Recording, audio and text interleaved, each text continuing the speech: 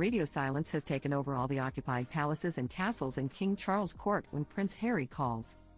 He gets unavailable right now, friend of the Duke shared. His calls go unanswered. He has tried to reach out about the king's health, but those calls go unanswered too.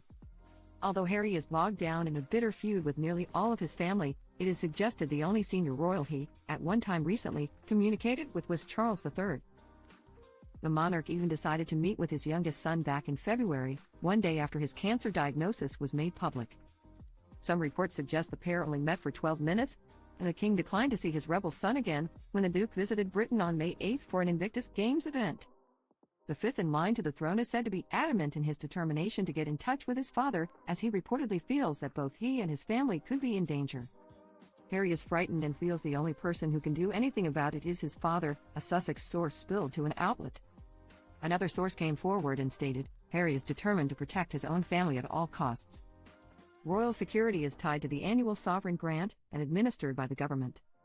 As a hereditary monarch, King Charles cannot compel the elected British government to take action solely because Harry needs something. Autocratic rule in the monarchy ended centuries ago as Parliament slowly became the powerhouse, which means His Majesty can guide, warn, suggest and ask his government as opposed to issuing a royal command the electorate must follow.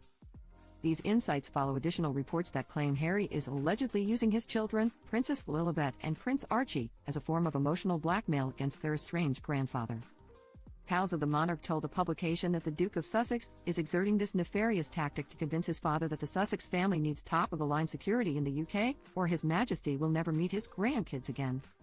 Harry has lost his security case in court and is now trying the emotional blackmail route to get what he wants instead, cynically using the threat of Archie and Lilibet never meeting their grandfather again as a tactic to coerce the king into overruling RAVEC, a friend of Charles III shared.